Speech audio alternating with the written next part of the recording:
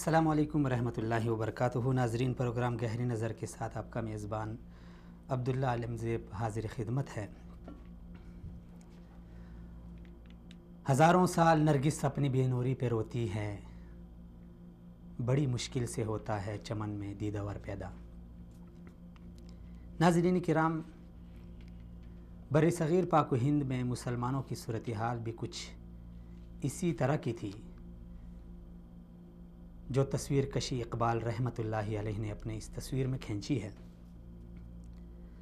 ایک عرصے سے مسلمان غلامی اور محکومی کی زندگی بسر کر رہے تھے. انہیں برطانوی سامراج نے غلام بنا رکھا تھا. اس مایوسی کے دور میں اچانک اللہ رب العزت نے اقبال رحمۃ اللہ علیہ جیسی شخصیت مسلمانوں کے لیے ایک مفکر کے طور پہ اور ایک مدبر کے طور پہ، ایک عالم دین اور ایک سیاسی اور ایک فقیہ کے طور پہ، یہ مسلمانوں کے لیے کسی بھی بڑی نعمت سے کم نہیں تھی. اقبال رحمۃ اللہ علیہ، جن کا آج کے دن پیدائش ہوئی تھی، یعنی 9 نومبر کو،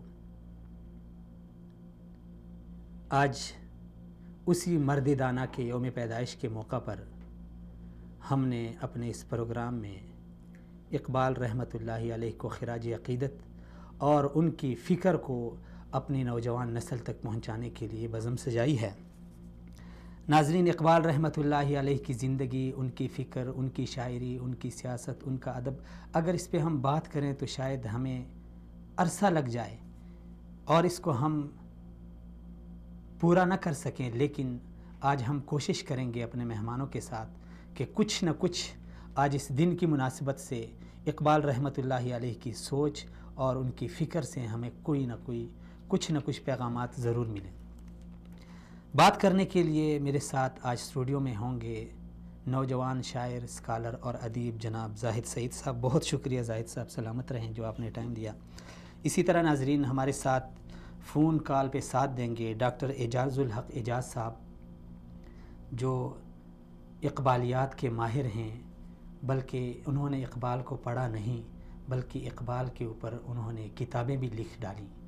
اسی طرح ہمارے ساتھ مفکر اور ادیب، اسکالر جناب ڈاکٹر حبیب الرحمن عاصم صاحب، پروفیسر اسلامک یونیورسٹی اسلام آباد، وہ بھی ہمارا ساتھ دیں گے. اقبالیات کے وہ بھی بڑے ماہر ہیں. اسی طرح ہمارا ساتھ دیں گے نوجوان شاعر اور ادیب رفاقت علی رازی صاحب. میں تمام مہمانان گرامی اور اپنے ناظرین کو خوش آمدید کہتا ہوں. بات شروع کرتے ہیں اسٹوڈیو مہمان جناب زاہد سعید صاحب سے. زاہد صاحب، شاید ایک سال پہلے میرا ایک پروگرام تھا اسی حوالے سے، اور اس میں نے آپ کو فون کال پہ لیا تھا، شاید آپ کو یاد ہو. جی انہی دنوں میں آپ کہیں عمرہ کے لیے تشریف لے گئے تھے اور وہیں سے آپ نے ہمارے ساتھ بات کی تھی. اس میں نے آپ سے ایک سوال پوچھا تھا کہ آپ شاعر ہیں، ادیب ہیں، اپنی اس شاعری کی زندگی میں جو آپ اس فن کی طرف گئے، شوق سے گئے، آپ کس سے زیادہ متاثر ہیں؟ تو آپ نے اقبال رحمۃ اللہ علیہ کا نام لیا تھا. آج چلیں، وہ نام تو آپ نے لیا تھا، لیکن آج ہم وہ وجوہات جاننے کی کوشش کریں گے کہ آپ اقبال رحمۃ اللہ علیہ سے کیوں متاثر تھے، ان کی سوچ سے، ان کی شخصیت سے، ان کی علم سے، ان کی سیاست سے. یعنی وہ تو ایک بحر بے قرار تھے. تو کون سا ایک پہلو آپ نے دیکھا اقبال کا، ان کی فکر کا، ان کی سوچ کا، جس سے آپ متاثر ہوئے اور آپ نے اس فن کو اختیار کیا؟ بسم اللہ الرحمن الرحیم. سب سے پہلے میں آپ کا شکریہ ادا کرتا ہوں کہ نوازش ایک بہت بڑی شخصیت جس کی کوئی حد اور محد و حدود و قیود سے وہ جو ماوراء ہیں، اس پر بولنے کے لیے مجھ جیسے طالب علم کو موقع دیا، اور فن کے ماہرین کے ساتھ جو بڑی بڑی شخصیات ہیں. اور حقیقت تو یہ ہے کہ میں خود بھی آپ کے ساتھ ایک ناظر کی صورت میں ان کو ہی دیکھنا اور سننا چاہوں گا. بہرحال آج ایک خاص پہلو پر ہے، خودی، فلسفہ خودی پر. لیکن فی الحال آپ نے یہ سوال ایک عمومی نوعیت کا سوال میں نے کیا. جی، تو یہ بات کہ اقبال سے کیوں متاثر ہیں. اقبال رحمہ اللہ کی ذات جو ہے ایسی ذات ہے جس میں ہر ایک کے لیے کشش ہے، خواہ کسی بھی شعبۂ زندگی سے تعلق رکھنے والے ہوں، خواہ ان کے چاہنے والے ہوں یا خواہ ان کے بدخواہ ہوں. ہر ایک ان کو ڈسکس کیے بغیر ان کے ہاں چارہ ہی نہیں ہے، کیونکہ ان کا فکر اور ان کا فلسفہ اتنا بلند ہے کہ لامحالہ ہر کوئی اس کی طرف کھینچا چلا آتا ہے، اس کی طرف اٹریکٹ کرتا ہے۔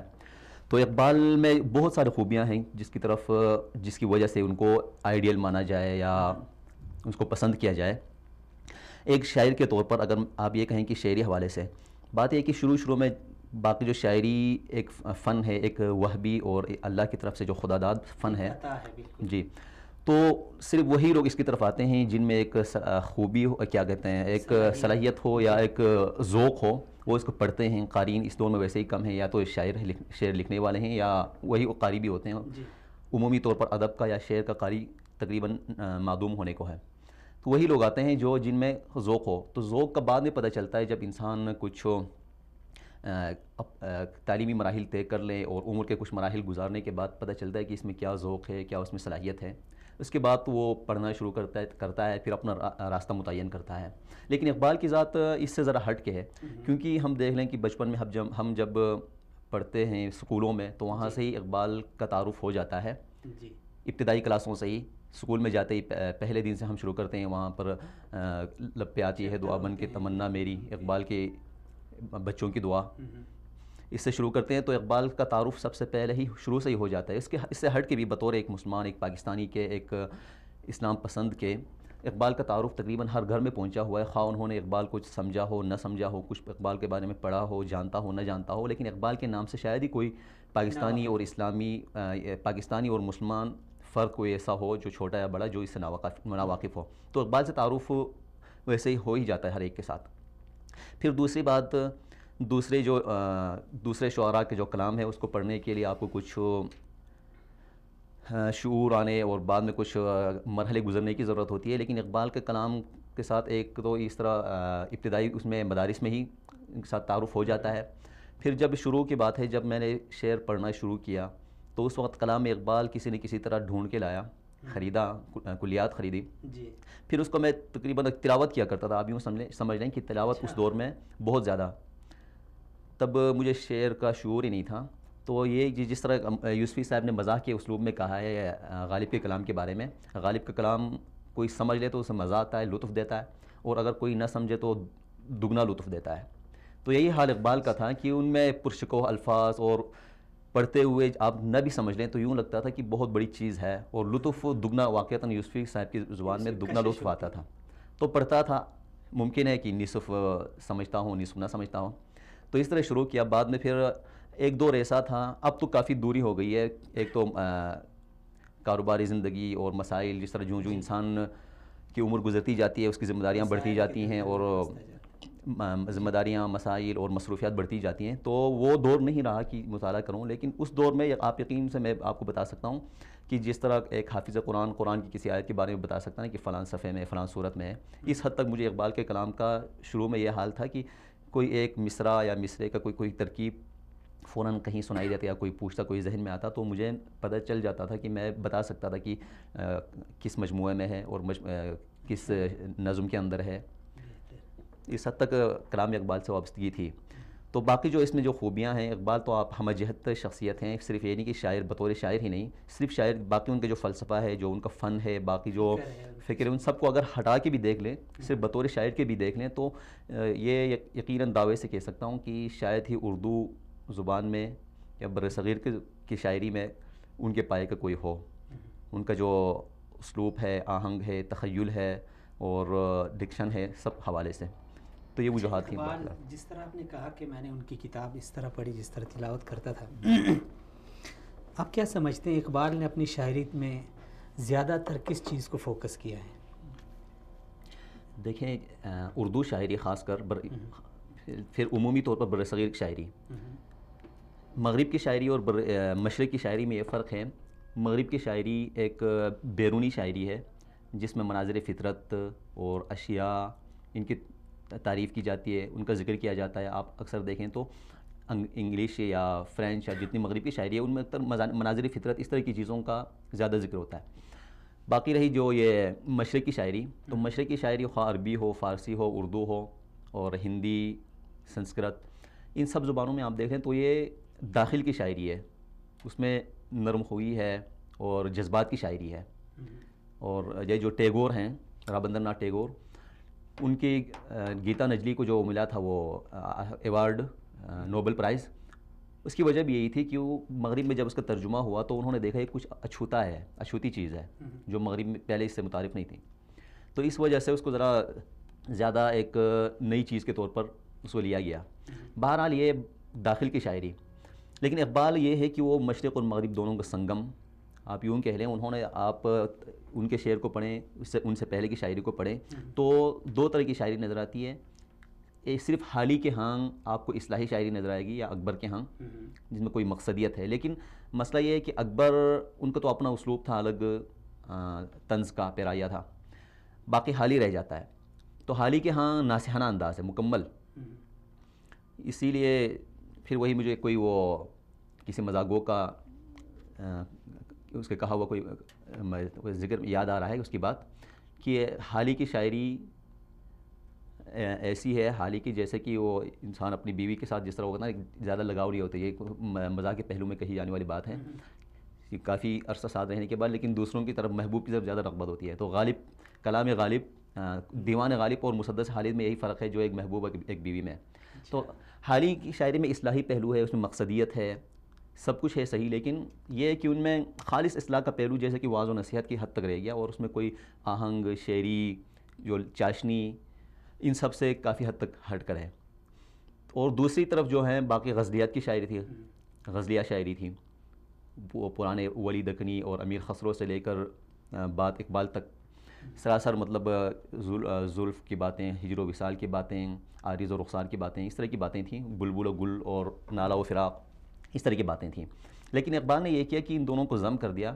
اقبال میں داخلیت بھی ہے، خارجیت بھی ہے، اور نظم کے شاعر بھی ہیں، نظم کے بھی اتنے ہی بڑے شاعر ہیں جتنے غزل کے بڑے شاعر ہیں اقبال، اور غزل اور نظم میں یہی فرق ہے۔ زیادہ تر کس چیز کی پرچار کی اپنی شاعری میں؟ بعض لوگ ہوتے ہیں نا وہ عشق عاشقی کے، وہ اس کی طرف زیادہ میلان ہوتا ہے، تو اقبال کی شاعری میں کیا چیز یعنی زیادہ وہ ابھر کے سامنے آتی ہے؟ پڑھنے والا جب پڑھتا ہے تو اس کو کون سی چیز زیادہ وہ لگتی ہے کہ اس میں یہ پہلو زیادہ بڑا؟ کسی بھی بڑے فنکار یا بڑے شاعر یا بڑے جو عالم ہوں، یا کسی بھی فیلڈ میں، کسی بھی شعبے میں، کوئی کسی بھی شعبے کا ماہر ہو، اس میں بڑاپن یا اس کی خوبی یہ ہوتی ہے کہ وہ ایک ٹھہراؤ نہ ہو، اس میں ایک جمود نہ ہو، کسی ایک جگہ پر ٹھہرا ہوا نہ ہو، اس میں تدریج ہو، تدرج ہو، اور بڑھتا جائے اور تبدیلیاں ہوں۔ تو یہی حال جو ہمیں اقبال کے ہاں نظر آتا ہے۔ اقبال دیکھ لیں شروع میں جس طرح برصغیر میں جس طرح کی شاعری رائج تھی، اردو شاعری میں جو کچھ رواج تھا وہی شاعری ہے شروع میں، اسی لیے جو ماہرین اقبال ہیں یا اقبال کے شارحین ہیں، انہوں نے اقبال فہمی کے لیے، اقبال کو سمجھنے کے لیے ان کے کلام کو یا ان کے ادوار کو مختلف ادوار میں تقسیم کیا ہے، کسی نے 3 یا 4 5 میں۔ کلیات اقبال میں بھی آپ دیکھ لیں ان کو تقویم، شروع کی شاعری ہے، پھر 1900 پھر یورپ تک کی شاعری، یورپ کے سفر تک کی، یورپ کے قیام کی شاعری ہے، یورپ سے واپسی کی شاعری ہے۔ یہ ساری تقسیمات اس لیے ہیں کہ تاکہ ان کے فن کو اور ان کی جو شاعری کے ان کے فن کے پیچھے جو چھپا ہوا ان کے اثرات ہیں ان کو سمجھا جائے۔ تو اقبال کے ہاں یہ ہے کہ وہ بتدریج وہ ایک بلند اس کی طرف ارتقاء کرتے رہے، ارتقاء پذیر رہے ان کا فن۔ شروع میں آپ دیکھ لیں ان کی شاعری، مرزا داغ ان کے استاد تھے، داغ دہلوی جو غزل کے بہت بڑے استاد شاعر تھے، تو انہی کے رنگ میں انہوں نے شاعری کی، وہی غزلیہ شاعری تھی، تیرے عشق کی انتہا چاہتا ہوں، میری سادگی دیکھ کیا چاہتا ہوں، پھر اس طرح کی دوسری شاعریاں، نعتیں ہمیں اس میں تکرار کیا تھی، مگر وعدہ کرتے ہوئے آر کیا تھی، مطلب عمومی جو شاعری ہے حسن و عشق کی شاعری، غزلیہ شاعری، پہلا دور یہ تھا، لیکن فوراً ہی اقبال نے اپنا راستہ بدل لیا، اور تقلید کی روش سے تو بہتر ہے خودکشی، یہ اس طرح کہا کہ کسی کے تقلید کرنے، کسی ایک متعین راستے پر چلنے سے بہتر یہ کہ آپ اپنا راستہ خود نکال لیں، کیونکہ اقبال میں صلاحیت تھی، یہ ضروری نہیں کہ ہر ایک کے ساتھ ایسا ہو، تو اقبال ایک ایسی شخصیت تھے کہ وہ اپنا راستہ خود نکال سکتے تھے، اور راستہ بھی ایسا بلند۔ چلتے چلتے آخر تک آخری مرحلہ کون سا تھا؟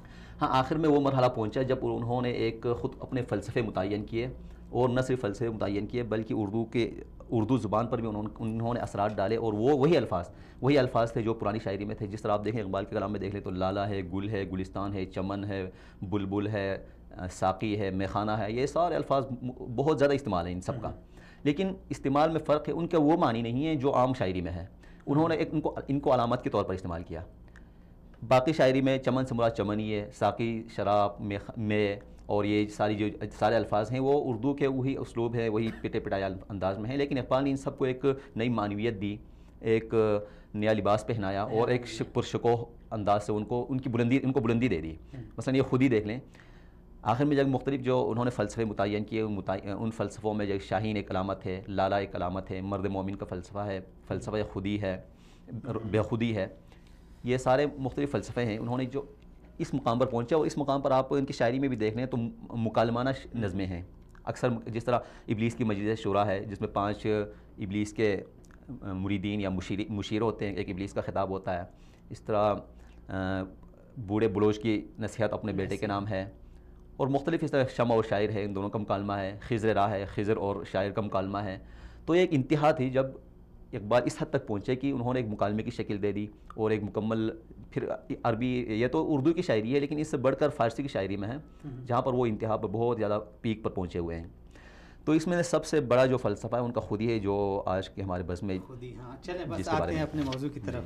یہ تو شروع آغاز میں آپ سے جو متعلق باتیں تھیں، فلسفہ خودی، یعنی اقبال نے جو یہ فلسفہ دیا ہے، بعض لوگ کہتے ہیں کہ چلے پہلے تو اس کی وضاحت کریں یہ ہے کیا، اس کے بعد جو لوگوں کے سوالات ہیں جو ذہنوں میں آتے ہیں وہ پھر میں آپ کے ساتھ شیئر کروں۔ فلسفہ خودی کے بارے میں سمجھتا ہوں کہ بڑے ماہرین بیٹھے ہیں، آپ ان سے زیادہ رہ لیں، لیکن میں اپنے طور پر کرتے ہیں نا ان سے، کیونکہ ہم میں خود سیکھنا چاہتا ہوں ان سے، لیکن انشاءاللہ میں خود میں سمجھتا ہوں اس حد تک بتا دوں۔ خودی کا لفظ جو ہے استعمال ہوتا تھا پہلے، اردو شاعری میں استعمال ہوتا رہا ہے، لیکن ایک منفی معنی میں، مطلب خود پسندی اور تکبر، انا، اس معنی میں استعمال ہوتا تھا، اور اکثر وہ شاعر جو ہے اپنے محبوب کے لیے استعمال کرتے تھے، اس میں خودی ہے، تکبر ہے، التفات نہیں ہے، اس طرح معنی میں، ایک طرح سے مطلب یہ منفی معنی تھا۔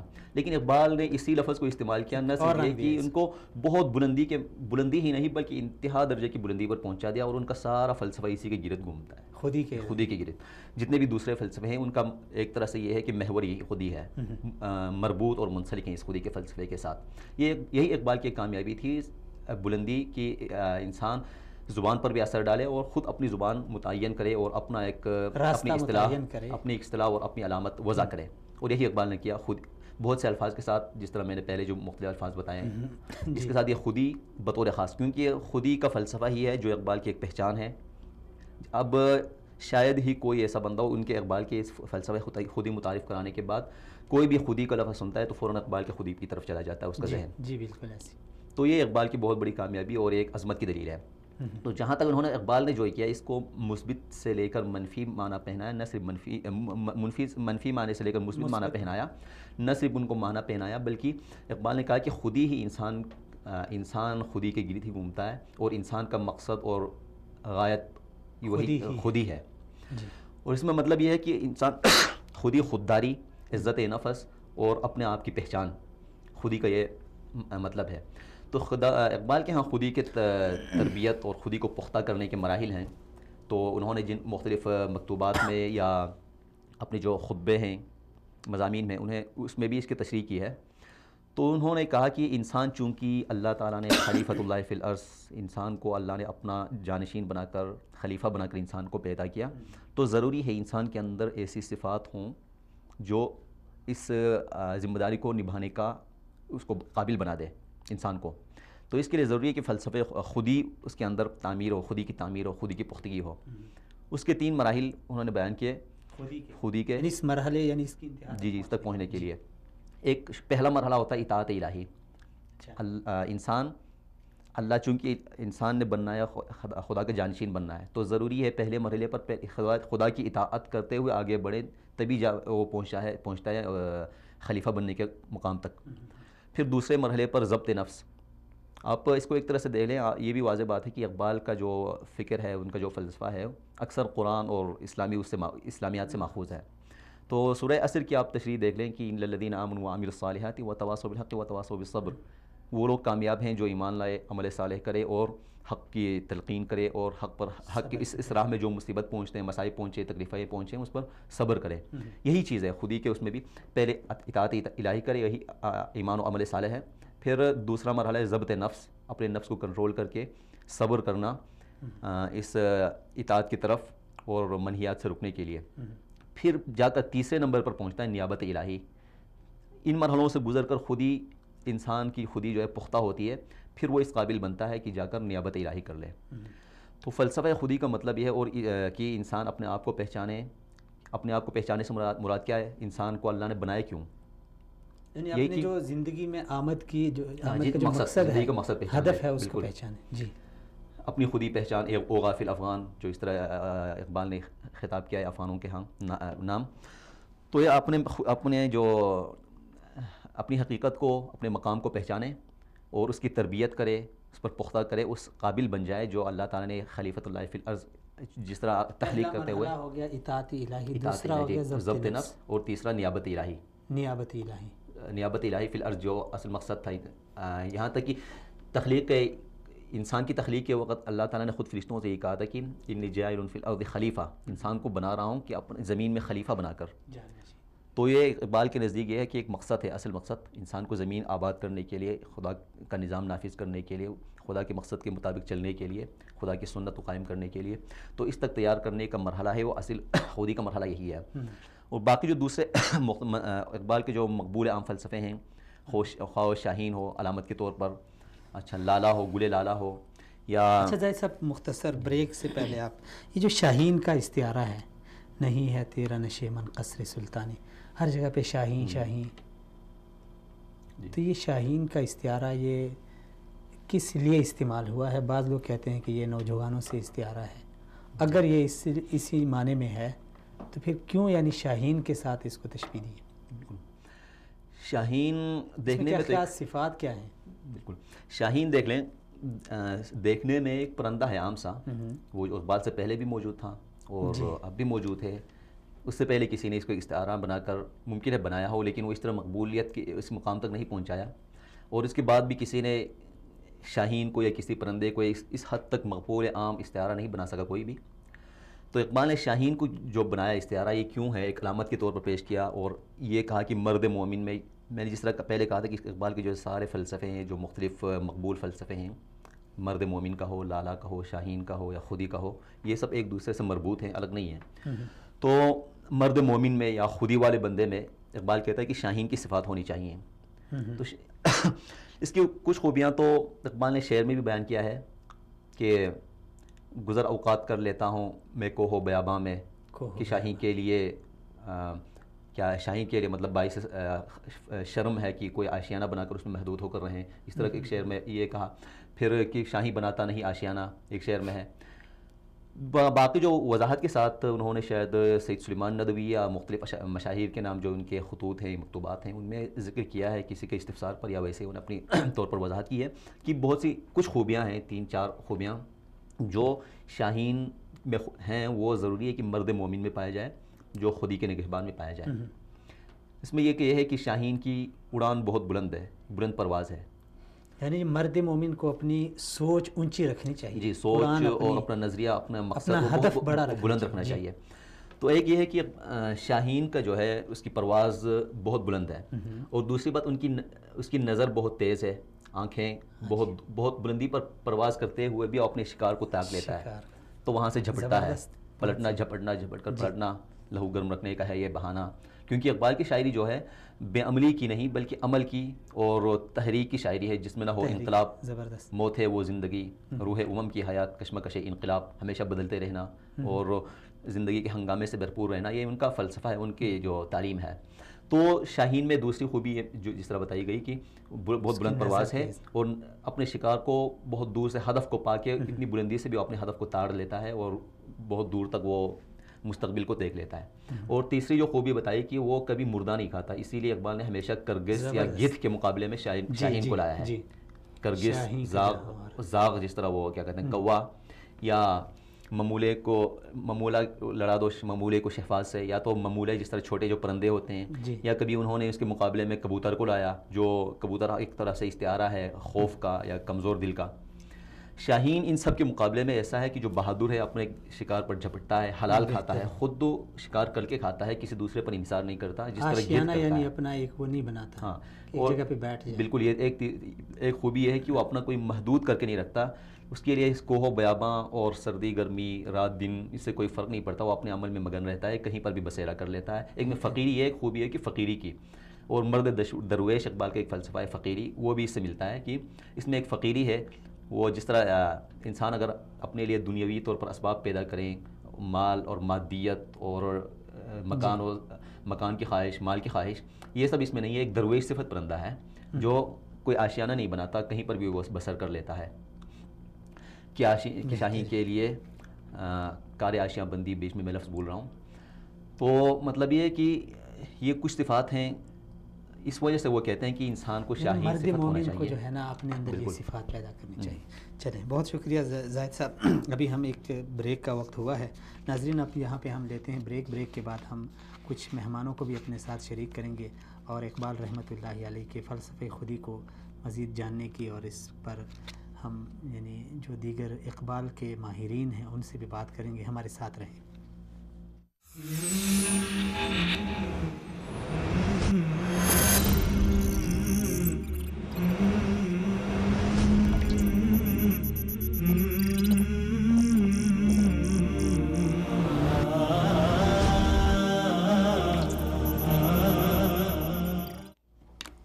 ویلکم بیک ناظرین، ایک بار پھر آپ ناظرین کو خوش آمدید۔ ناظرین، بریک سے قبل ہم بات کر رہے تھے زاہد سعید صاحب کے ساتھ اقبال رحمۃ اللہ علیہ کے حوالے سے، اور ان کا جو مشہور زمانہ فلسفہ ہے فلسفہ خودی کے حوالے سے جس طرح زاہد صاحب نے بات کی ہے کہ اس میں 3 اس کے منازل ہیں، مراتب ہیں۔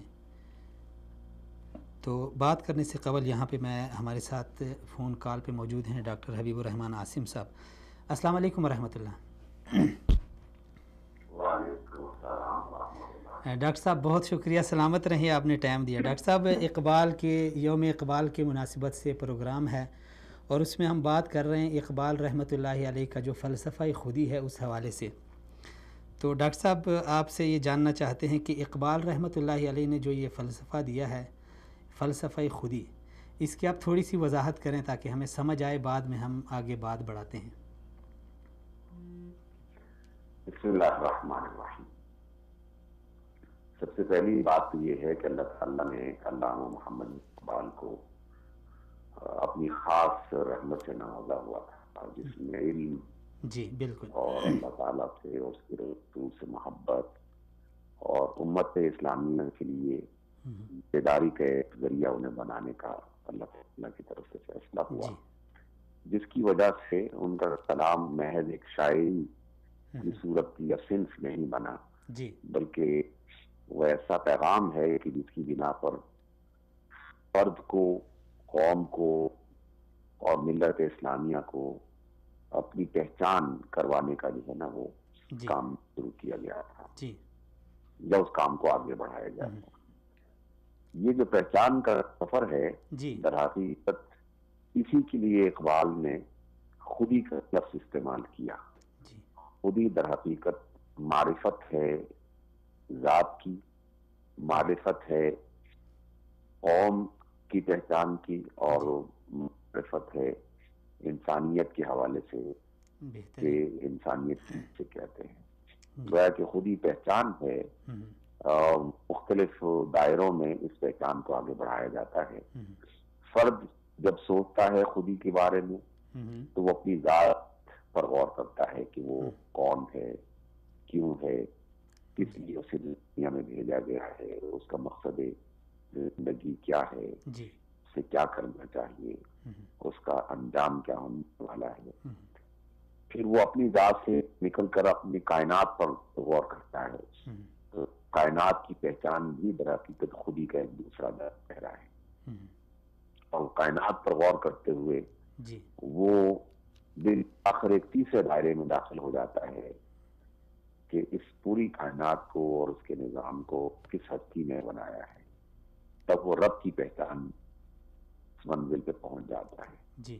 تو خودی در حقیقت پہچان ہی کی مختلف شکلیں ہیں، جس میں فرد اپنی پہچان کرتا ہے، پھر آس پاس کی کائنات پر غور کرتے ہوئے اسے پہچاننے کی کوشش کرتا ہے، اور اس کے بعد جو خالق کل ہے اس کی پہچان تک پہنچ جاتا ہے۔ اور یہ در حقیقت جو تصور ہے یہ قرآن و سنت ہی سے اخذ کردہ ہے. جیسے آقا رحمت علیہ الصلوۃ والسلام کا معروف ترین فرمان ہے، من الکیس من دان نفسہ، عقل مند وہ ہے جس نے اپنے آپ کو پہچانا. اور علماء اور اللہ تعالیٰ کے نیک بندے پھر اسی کو مزید آگے بڑھاتے ہیں کہ من عرف نفسہ فقد عرف ربہ. ڈاکٹر صاحب یہ کسی تکبر اور غرور کا نام نہیں ہے، بلکہ پہچان کا نام ہے. فرد، کائنات اور رب کائنات کی پہچان کا نام. اس مرحلے تک، اس منزل تک پہنچنے کے لیے انسان کو کیا کرنا ہوگا؟ ایک معاشرے کا ایک فرد ہے، وہ اگر خودی کے منزل یعنی منزل تک پہنچنا چاہتا ہے اس مرحلے تک، تو اس کے لیے کوئی خاص ریاضت کرنی ہوگی، کوئی خاص محنت ہے، یا اس کے کوئی منازل ہیں اسے طے کرنے ہوں گے؟ دیکھیے، اللہ رب العزت نے انسان کو امتیاز بخشا ہے، جی، وہ شعور کا، غور و فکر کرنے کا، سوچ و بچار کرنے کا امتیاز بخشا ہے. تو جب بھی کوئی فرد یا جماعت یا قوم شعور کو اور اپنی سوچ و بچار کو استعمال کرتی ہے، غور و فکر کو اپنا ہتھیار بناتی ہے اور اس سے اپنا بلکہ اپنی پہچان اور اپنا شعار بناتی ہے، تو پھر یہ کام شروع ہوتا ہے. اس کے لیے اقبال نے کبھی علم کو، کبھی شوق اور محبت کو آگے بڑھایا ہے. اس کے لیے مختلف الفاظ استعمال کیے. علم اور عشق اقبال کے ہاں یہ بھی در حقیقت اسی جستجو کی طرف ایک اشارہ ہے. لیکن آسانی کے لیے اقبال نے قرآن مجید اور صاحب قرآن رسول اللہ صلی اللہ علیہ وسلم جی. اچھا ڈاکٹر صاحب، صلی اللہ علیہ وسلم کو ہم باتیں ہیں اس کے طور پر پیش کیا، جو در حقیقت اللہ تعالیٰ نے خود بنایا ہے. جی، اس وجہ سے جو معرفت یعنی پہچان یعنی خودی تک پہنچنا چاہتا ہے، اسے سب سے پہلے جہاں اپنے بارے میں اللہ تعالیٰ کی دی ہوئی عقل کو استعمال کرتے ہوئے غور کرنا چاہیے. وہاں وہ یہ غور قرآن مجید کی روشنی سے کرے تو یہ سفر جلد طے ہو جاتا ہے. اس لیے قرآن مجید کو اقبال نے نہ صرف اپنی زندگی کے لیے بلکہ تمام انسانیت کے لیے خودی اور پہچان کا سب سے بڑا وسیلہ بنایا ہے. قرآن کے بعد صاحب قرآن رسول اللہ صلی اللہ علیہ وسلم کو اس کا ذریعہ وسیلہ بنایا. یہی وجہ ہے کہ قرآن کو پڑھنے کے ساتھ ساتھ نبی محمد صلی اللہ علیہ وسلم کی سیرت جو پڑھی جاتی تھی، اقبال نے ان دونوں کو اپنے لیے مرکز علم اور منبع علم بنایا. اور پھر ان کی زندگی کے آخری ایام میں تو حالت یہ بن گئی کہ قرآن کے سوا باقی تمام کتابیں بالکل یکسر چھوڑ دی، صرف اور صرف قرآن مجید تک اپنی سوچ و بچار کو مرکوز کر دیا. اس وجہ سے جو لوگ بھی خودی یا اقبال کے حیثیت کے مطابق پہچان کا سفر کرنا چاہتے ہیں تو قرآن اور صاحب قرآن سے وابستہ ہونا یہی سب سے بڑا ذریعہ اور مؤثر طریقہ ہے. بہت اچھا، بہت اچھا. ڈاکٹر صاحب، اقبال رحمۃ اللہ علیہ نے اپنی شاعری میں جگہ جگہ پہ نوجوان نسل کو زیادہ فوکس کیا ہے، ان کو سوچنے کا ایک یعنی ایک فکر دی ہے. کبھی اے نوجوان مسلم تدبر بھی کیا تم نے. تو کیا خاص وجہ تھی، یعنی اقبال رحمۃ اللہ علیہ کی اس نئی نسل سے کچھ خاص امیدیں وابستہ تھی جو انہوں نے یعنی اس نسل کو مخاطب کیا ہے؟ نوجوان نسل قومیں گزری ہیں، ان میں جتنے بھی ریفارمرز اور مصلحین آئے، حتیٰ کہ انبیاء کی پوری تاریخ اگر آپ اس میں غور کریں گے تو اللہ تعالیٰ نے بھی انبیاء میں ایک غالب اکثریت کو یا نوجوان تھے یا انہوں نے سب سے پہلے جوان کو مخاطب کر کے انہیں اپنے ساتھی بنایا. اور یہ ایک بالکل نیچرل سبب ہے کہ جو لوگ بوڑھے ہو چکے ہوتے ہیں وہ اپنے سابقہ عقائد اور نظریات پر انتہائی پختہ ہوتے ہیں، وہ جلدی سے اس کو بدلنے کی کوشش نہیں کر پاتے. ان کے اندر یہ قدرت کم ہوتی ہے کیونکہ سال ہر سال اس پر ان کی زندگی گزر چکی ہوتی ہے. دوسری بات کہ اگر کوئی تبدیل کر بھی لے اپنے آپ کو اور اپنے نظریات اور عقائد کو تو تب بھی اس کے پاس وہ انرجی نہیں ہوتی، وہ صلاحیتیں نہیں ہوتی، وہ قوت نہیں ہوتی کہ جس کی بنا پر وہ اس نظریے کو اور عقیدے کو اپنے لیے اور دوسروں کے لیے کارآمد بنا سکے. کہ جوان یا نوجوان جسے آپ کہتے ہیں وہ طاقت سے حرکت سے بھرپور ہوتا ہے اور سوچ و بچار کی قوت اور زندگی کے اعتبار سے عمومی انداز میں اس کے پاس وقت زیادہ ہوتا ہے. اس وجہ سے جب بھی کسی قوم سنبھالا جاتا ہے تو ہمیشہ نوجوان ہی اس کا ہراول دستہ بنتے ہیں اور پھر ان کی ٹریننگ کے ذریعے سے جو ایک انقلاب برپا ہوتا ہے وہ نسبت زیادہ تیز اور دیر پا ہوتا ہے. چلیں اقبال نے اسی وجہ سے صرف نظریہ نہیں پیش کیا بلکہ نظریے کو عمل کی صورت میں اپنی زندگی میں لاگو کرنا اور اس کا اظہار کرنا اس کی طرف رغبت دلا دی.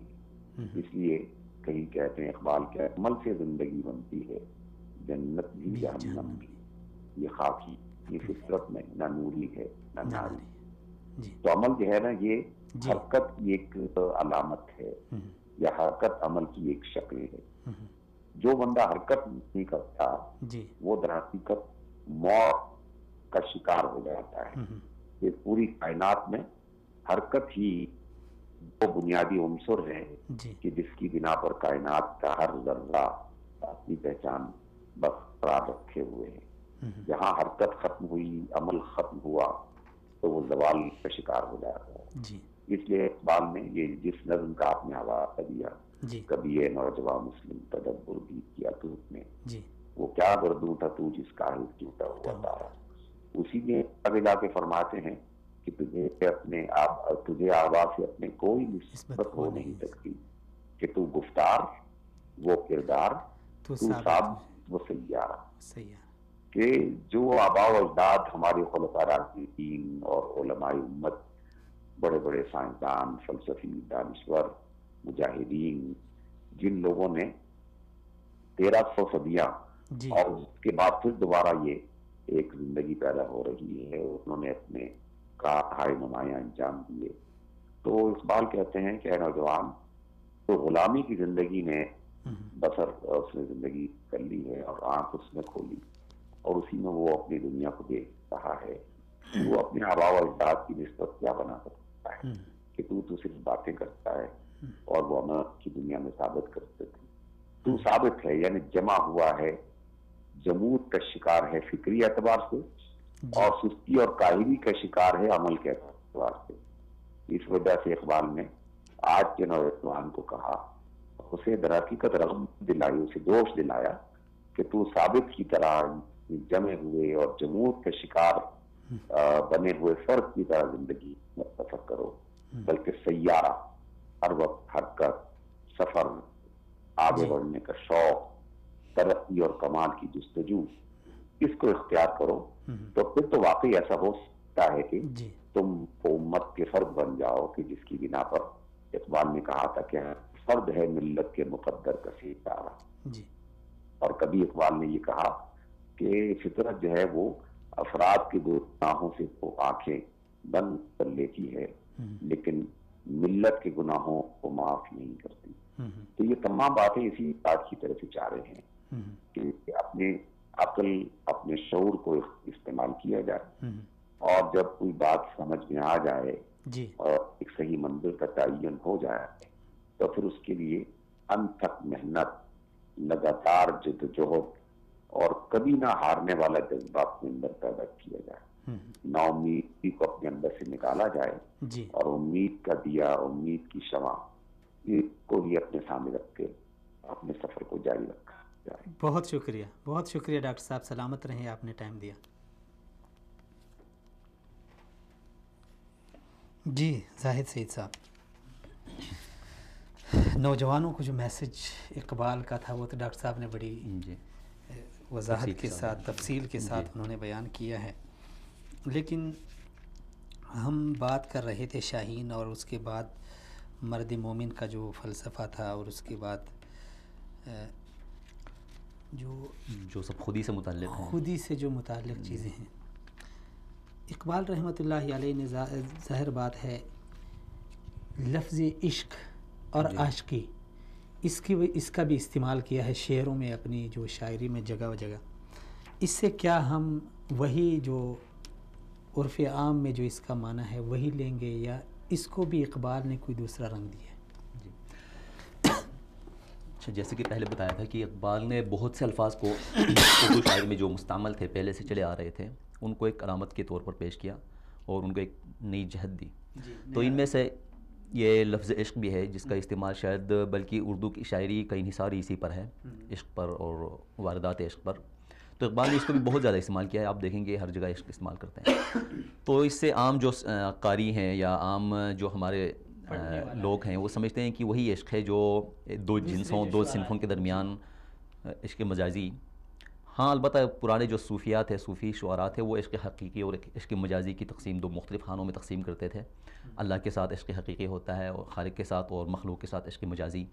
بہرحال اقبال نے ان سے بھی ہٹ کر عشق کو ایک اپنے مقصد سے لگاؤ، جنون اور بے غرض ہو کر اپنے مقصد تک پہنچنے کا اس کے استعارے کے طور پر استعمال کیا ہے. اسی لیے آپ جہاں پر بھی دیکھیں اقبال نے عشق کو عقل کے مقابلے میں رکھا، عشق کو علم کے مقابلے میں رکھا. چونکہ اقبال جس طرح ڈاکٹر حبیب الرحمن عاصم صاحب بھی بتا رہے تھے اور پہلے بھی ذکر ہوا تھا کہ اقبال عمل کے شاعر ہیں، حرکت کے شاعر ہیں. لیکن اردو کی جو شاعری اپنے اندر ایک جی حرکت پیدا کی جائے، تو اردو کی شاعری میں عموماً جمود اور مایوسی، نا امیدی، یہ ساری چیزیں تھیں.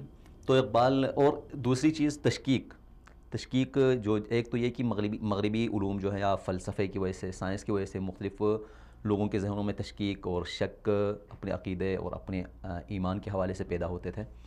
اور دوسری طرف توہم پرستی، یعنی جو جمود، خالص جمود ہے، اندھا اعتقاد اور اندھی جو عقیدت، وہ مشرق میں زیادہ پایا جاتا تھا.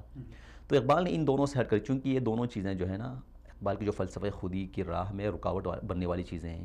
کیونکہ انسان جب جامد عقیدے کا شکار ہو جائے تو وہ توہم پرستی کا شکار ہو جائے تو وہ غلط راستے پر لگ جاتا ہے. دوسری طرف ہر عقیدے سے عقیدتوں سے ہٹ کر جب ہر چیز پر شک کرنے لگ جائے تو وہ بھی رکاوٹ بن جاتی ہے. تو اقبال کا فلسفہ تھا اسلامی فلسفہ، تو دونوں سے ہٹ کر وہ چاہتے تھے کہ ایسا راستہ ہو. تو اس کے لیے اقبال نے عشق کا لفظ استعمال کیا. کبھی کبھار اس لیے کہتے ہیں کہ اچھا ہے دل کے ساتھ رہے پاسبان عقل، لیکن کبھی کبھی اسے تنہا بھی چھوڑ دے. ہاں کیوں اچھا ہے کہ آپ کی بہت سے معاملات میں عقل کے بھی ساتھ استعمال کرنا ہے. عقل، اللہ تعالیٰ نے عقل کے استعمال پر بہت زور دیا ہے. عقل کو بھی ساتھ رکھیں، دل کے ساتھ ساتھ عقل کو بھی شامل رکھیں. لیکن کبھی اچھا یہ ہوگا کہ کبھی کبھی اس کو تنہا بھی چھوڑ دیں. ہر چیز کو آپ اپنے عقل پر پرکھیں گے تو عقل میں وہ ساری چیزیں جو مابعد طبیعتی ہیں اور ایمان بالغیب ہے، یہ ساری چیزیں نہیں آ سکتی. تو اسی لیے ایک ایمان کی علامت ہے. آپ دیکھ لیں اقبال کے ہاں عشق کا معنی ایمان اور ایمان بالغیب. خیال میں آپ کی لمبی ہے. رفاقت رازی صاحب کا جی السلام علیکم ورحمۃ اللہ. وعلیکم السلام ورحمۃ اللہ. رفاقت رازی صاحب آپ کو میری طرف سے اور زاہد سعید صاحب کی طرف سے السلام علیکم. بہت شکریہ رفاقت صاحب آپ نے شرکت کی. رفاقت صاحب ہم بات کر رہے ہیں آج، آپ کا بھی شکریہ. جی نوازش. بات کر رہے ہیں اقبال ڈے کی مناسبت سے. آج اقبال رحمۃ اللہ علیہ کا مشہوری زمانہ جو فلسفہ ہے، فلسفہ خودی. اچھا، اس میں جس طرح زاہد سعید صاحب نے بھی اس کی وضاحت کی اور ڈاکٹر حبیب الرحمن عاصم صاحب نے بھی اس کی وضاحت کی، ایک سوال ان کے باتوں کے دوران میرے ذہن میں آیا ہے کہ اقبال رحمۃ اللہ علیہ نے اقوام مشرق کو ایک خاص پہچان دی ہے.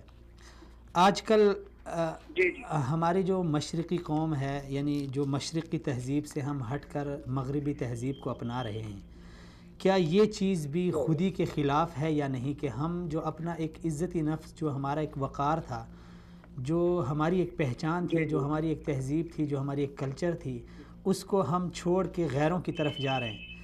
تو اب کیا اس کو اس فلسفے کے ساتھ جوڑ دیں گے یا نہیں؟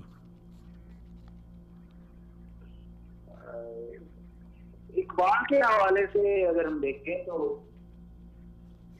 تو اقبال بنیادی چیز ہی آئیڈینٹی کرتا ہے، شناخت کرتا ہے. لیکن یہ شناخت کا معاملہ تو اتنا سیدھا سادہ اقبال کے یہاں نہیں ہے جتنا زیادہ ہم نے اس کو بنایا ہوا ہے.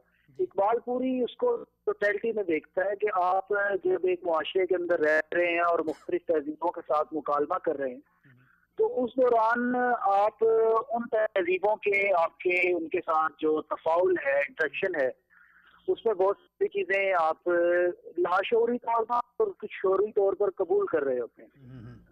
تو اقبال اس کی طرف لے کے آتا ہے کہ پہلے تو آپ اپنے آپ کو پہچانیں، اور اس کو وہ خودی کا نام دیتا ہے کہ آپ جب اپنی بنیادی چیزوں سے آگاہی رکھتے ہوں گے تو پھر آپ دوسروں کے غیر کو پہچانیں کہ وہ کیا بنیادی باتیں کر رہے ہیں یا ان کی کس سطح پر اثر ہو رہا ہے یا کون کون سے اثرات ہماری تہذیب پر، ہمارے تمدن پر، ہمارے دین پر مرتب ہو رہے ہیں جی تو یہ دو چیزیں ہیں ہمارے یہاں پر، دو انتہائی سامنے آتی ہیں. ایک تو یہ ہے کہ صرف اپنے آپ کو پہچاننا اور وہ ایک خاص ایک عزت نشینی کی سطح پر چلے جاتا ہے بہت سارے معاملات کہ صرف اور صرف آپ خانقاہوں کے اندر بیٹھ کر یا آپ دنیا سے کٹ کر آپ اپنی زندگی بسر کریں.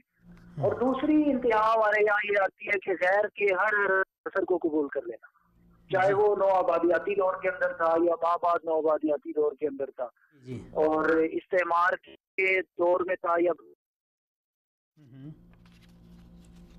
جی استعمار جب چلے گئے. ان دونوں کے درمیان کی بات کرتا ہے کہ اور قرآن پاک کا بھی بنیادی یہی ہے کہ آپ کو جب باطل کی چیزیں جب تک پتہ نہیں ہوں گی اور آپ اس سے صحیح آگاہی نہیں رکھتے ہوں گے کہ غلط کیا ہے، جیسے وہ حکیم لقمان نے کہا تھا نا کہ میں نے جو حکمت سیکھی ہے وہ بیوقوفوں سے سیکھی ہے اور وہ اس طور پر کہ جو کچھ وہ کرتے ہیں وہ مجھے نہیں کرنا. تو یہ ہے بنیادی چیز، چاہے وہ جاہلیت قدیمہ ہو یا جاہلیت جدیدہ ہو تو وہ اقبال کے نزدیک وہ بنیادی چیز ہے، اس کو پہچاننا. جی رفاقت راضی صاحب. اچھا راضی صاحب، ہیلو آواز آ رہی ہے آپ کو؟ مجھے آواز تو آپ کو لیکن کلیئر نہیں ہے، اس لیے میں آپ کے ساتھ اس طرح انوالو نہیں ہو پا رہا. اچھا چلیں ہم دوبارہ کال ملا لیتے ہیں.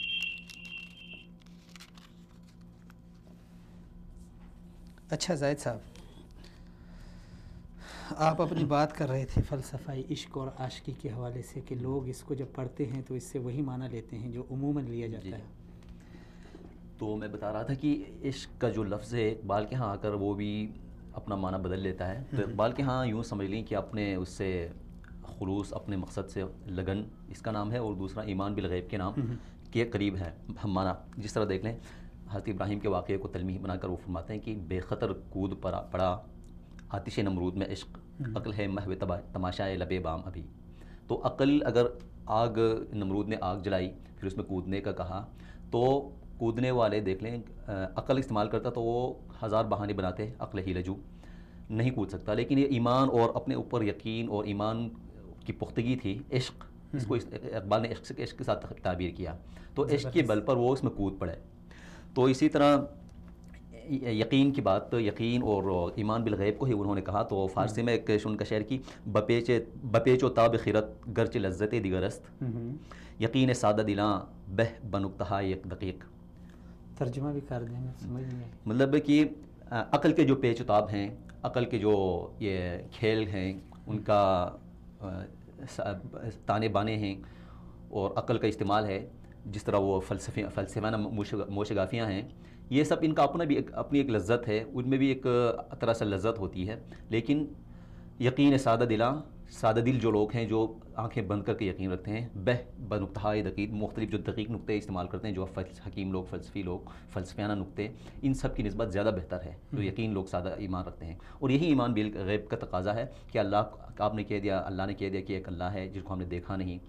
اور اسی بات کو اقبال نے دوسری جگہ پر ایک امامت کے نام سے ایک نظم ہے، اس پر اقبال نے امامت یا امام کی جو خوبیاں بیان کی ہیں، اس میں یہ بھی کہا کہ ہے وہی تیرے زمانے کا امام برحق جو تجھے حاضر و موجود سے بیزار کرے.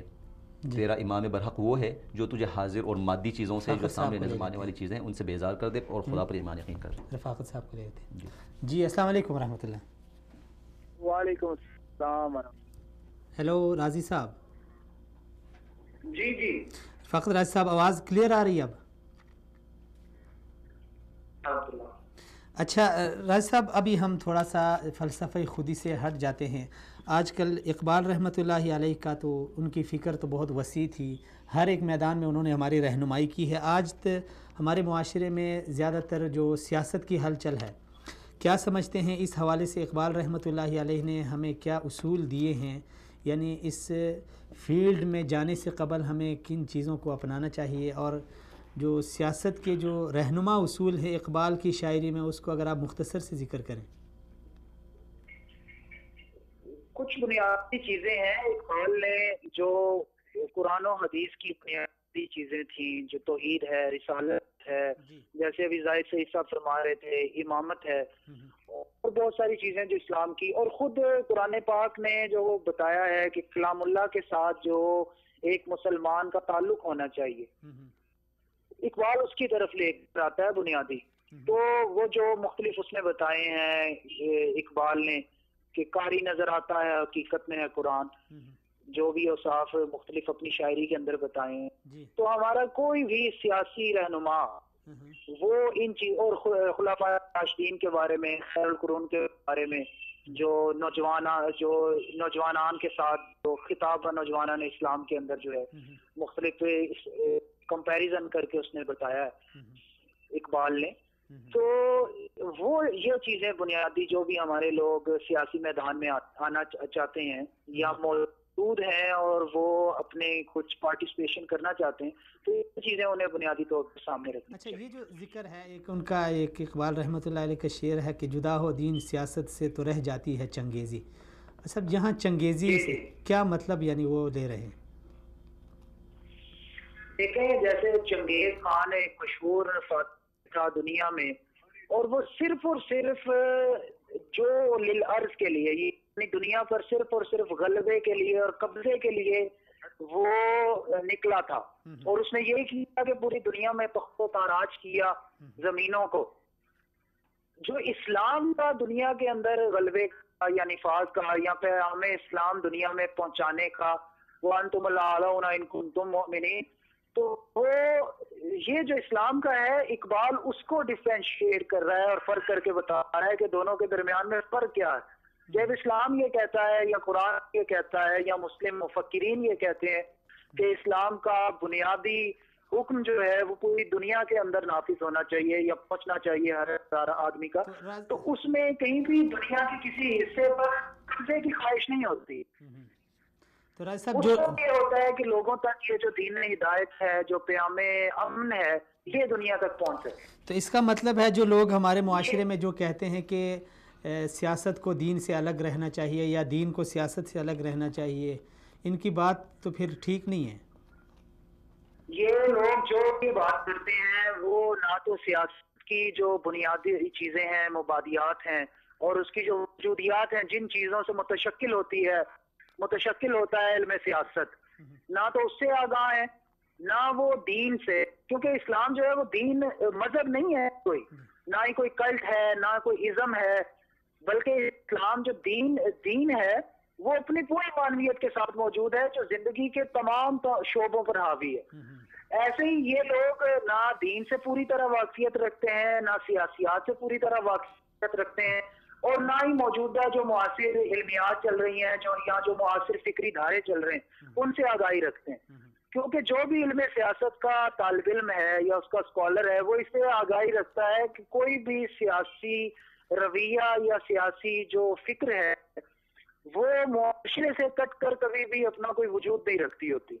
اور اگر کوئی بھی معاشرہ اس کا، چاہے وہ ویسٹ بھی کیوں نہیں ہے، وہ بھی اپنے کلی شکل میں وہ مذہب سے کٹ نہیں سکتا جی، وہ بھی کسی نہ کسی اپنے اس کے میدان میں وہ اس کے ساتھ اپنا تعلق رکھے ہوئے. چلیں راج صاحب، بہت شکریہ، بہت اچھی باتیں سننے کو مل رہی ہے، لیکن ڈاکٹر حبیب صاحب کے ساتھ ہماری بات تھوڑی سی لمبی ہو گئی، اس لیے معذرت آپ سے کہ آپ کا تھوڑا سا ٹائم انہوں نے لے لیا، اور اسی طرح آپ کا بہت شکریہ بھی کہ آپ نے ٹائم دیا ہمیں. اسی طرح ڈاکٹر حبیب الرحمن عاصم صاحب کا بھی شکریہ، زاہد سعید صاحب کا بھی بہت بہت شکریہ. زاہد صاحب، شکریہ، جو آپ کی طبیعت بھی ٹھیک نہیں تھی اور اس کے باوجود آپ تشریف لائے. کے لیے آنا پڑا.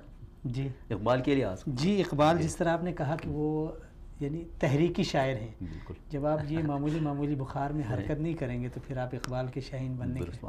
جی، تو ناظرین، آج کا دن صرف ہم، میرے خیال میں ہماری مناسبات تو یعنی محدود ہو گئی ہے. صرف ہم یہ کرتے ہیں اقبال ڈے کے، یعنی اقبال ڈے کی مناسبت سے ہمیں چھٹی چاہیے، ہمارا صرف اتنا مطالبہ ہوتا ہے. لیکن کبھی ہم نے یہ نہیں سوچا کہ یہ جو ہمارے اسلاف تھے، جو ہمارے بڑے تھے، جن کے ہمارے اوپر بہت بڑے احسانات ہیں، یقین جانیے کہ اگر ایسے لوگ نہ ہوتے تو پتہ نہیں آج ہماری زندگی کیسے گزر رہی ہوتی۔ ایسے لوگوں کے ہمارے اوپر بڑے احسانات ہیں، یہ ہمارے ہیرو ہیں، قومی ہیرو ہیں۔ اسی لیے ہمیں ان کی زندگی پڑھنا اور ان کی سوچ کو سمجھنا، ان کی فکر کو سمجھنا، ان کے پیغام کو سمجھنا اور پھر اس کو آگے پہنچانا، یہ ہماری ذمہ داری ہے۔ بصورت دیگر ایسی قومیں جو اپنے بڑوں کو، جو اپنے محسنین کو بھول جایا کرتی ہے، ان کا نام صفحہ ہستی سے مٹ جاتا ہے۔ ناظرین، اس چھوٹی سی کاوش کے ساتھ ہمیں اجازت دیجیے، ہمارا ٹائم ختم ہوا چاہتا ہے۔ اگلی جمعرات کو پھر ایک نئے موضوع کے ساتھ، نئے مہمانوں کے ساتھ آپ ناظرین کے ساتھ ملاقات ہوگی۔ تب تک کے لیے اللہ حافظ۔